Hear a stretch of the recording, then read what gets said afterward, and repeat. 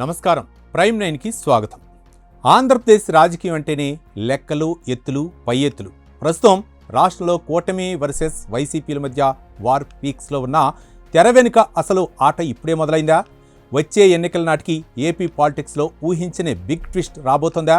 గత దశాబ్ద కాలంగా రాష్ట్రంలో అధికారాన్ని శాసిస్తూ వస్తున్న జనసేనాని 2029లో ఎలాంటి గేమ్ ప్లాన్తో ముందుకు రాబోతున్నారు?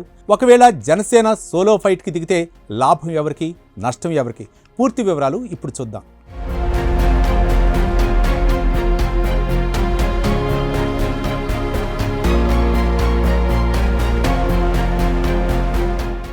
ఆంధ్రప్రదేశ్ రాజకీయ సమరం ఎప్పుడూ ఊహించని మలుపులతో వేడెక్కుతూనే ఉంటుంది. ప్రస్తుతం రాష్ట్రంలో కూటమి వర్సెస్ వైఎస్ఆర్ కాంగ్రెస్ పార్టీ మధ్య ప్రధాన పోరు నడుస్తున్న తెర వెనుక సరికొత్త సమీకరణలు వేగంగా మారుతున్నాయి. ఏపీలో సార్వత్రిక ఎన్నికలకు ఇంకా సుమారు 3 ఏళ్ల సమయం మిగిలే ఉంది. జాతీయ రాజకీయాల ప్రభావం రాష్ట్ర రాజకీయాలపై గణనీయంగా పడే అవకాశాలు కనిపిస్తున్నాయి. క్షేత్రస్థాయిలో మూడో ప్రత్యామ్నాయ పక్షం లేకపోవడం వల్ల కూటమిపై వ్యతిరేకత వస్తే అది నేరుగా వైఎస్ఆర్సీపీ వైపు మళ్లుతుందని ఆ పార్టీ శ్రేణులు బలంగా నమ్ముతున్నాయి. 2029 నాటికి అధికార మార్పిడి జరుగుతుందా లేదా పాత సమీకరణలే కొనసాగుతాయా అనే ఉత్కంఠ సర్వత్రా నెలకొంది. రాష్ట్ర భవిష్యత్తును శాసించే శక్తిగా జనసేన వైఖరి అత్యంత ప్రాధాన్యతను సంతరించుకుంది. పవన్ కళ్యాణ్ తీసుకునే ప్రతి వ్యూహాత్మక నిర్ణయం రాబోయే ఎన్నికల ఫలితాలను పూర్తిగా మార్చేసేలా ఉంది. గత దశాబ్ద కాలంగా ఆంధ్రప్రదేశ్ రాజకీయాల్లో జనసేన పార్టీ ఒక తిరుగులేని నిర్ణీత శక్తిగా మారింది. 2014 సార్వత్రిక ఎన్నికల నుంచి నేటి వరకు ఆ పార్టీ తీసుకున్న నిర్ణయాలే రాష్ట్రంలో అధికార పీఠాన్ని శాసిస్తున్నాయి. పవన్ కళ్యాణ్ ఏ కూటమికి మద్దతు ప్రకటిస్తే అక్కడ విజయం తథ్యమవుతోంది. గత 2019 ఎన్నికల్లో జనసేన ఒంటరిగా బరిలోకి దిగినప్పుడు ఓట్లు చీలిపోయి వైఎస్ఆర్సీపీ 151 శాసనసభ స్థానాలను కైవసం చేసుకుని రికార్డు విజయం సాధించింది. తదనంతరం 2024 ఎన్నికల్లో ప్రభుత్వ వ్యతిరేక ఓటును చీలనివ్వకూడదనే ఏకైక లక్ష్యంతో పవన్ కళ్యాణ్ కూటమిని నిర్మించి చారిత్రాత్మక విజయంలో కీలక పాత్ర పోషించారు. 15 ఏళ్ల పాటు రాజకీయ స్థిరత్వం కొనసాగాలని ఆయన గట్టిగా ఆకాంక్షించారు. స్థిరమైన ప్రభుత్వం ఉంటేనే సమగ్ర అభివృద్ధి సాధ్యమని జనసేనాని బలంగా విశ్వసిస్తూ రాజకీయ అడుగులు వేస్తున్నారు. కూటమి కొనసాగింపై అధినేత పవన్ కళ్యాణ్ సానుకూలంగా ఉన్నప్పటికీ పార్టీ శ్రేణుల్లో సరికొత్త అంతర్మదనం మొదలైంది. ఒక బలమైన సామాజిక వర్గంతో పాటు పార్టీ అభిమానులు పవన్ కళ్యాణ్ను ముఖ్యమంత్రి అభ్యర్థిగా చూడాలని తీవ్రంగా కోరుకుంటున్నారు. 2024 ఎన్నికల్లో ఆ కల సాకారం కాకపోవడంతో 2029 ఎన్నికల్లోనైనా పవన్ కళ్యాణ్ అత్యున్నత పీఠాన్ని అధిరోహించాలని గట్టిగా ఆశిస్తున్నారు. కూటమిలో కొనసాగితే ఆ స్థాయి అవకాశం లభించడం కష్టమనే అభిప్రాయం విస్తృతంగా వ్యక్తమవుతోంది. ఒకవేళ రాజకీయ పరిస్థితుల ఒత్తిడి పెరిగి జనసేన ఒంటరిగా బరిలోకి దిగితే పరిణామాలు ఎలా ఉంటాయనే చర్చ జోరుగా సాగుతోంది.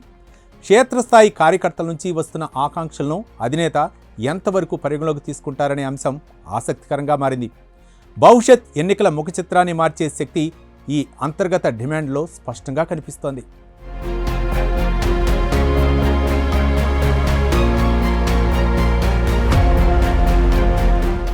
ఒకవేళ 2029 ఎన్నికల్లో జనసేన పార్టీ ఒంటరిగా పోటీ చేసినా 2019 నాటి ఫలితాలు పునరావృతం కావటం అసాధ్యమని విశ్లేషకులు భావిస్తున్నారు.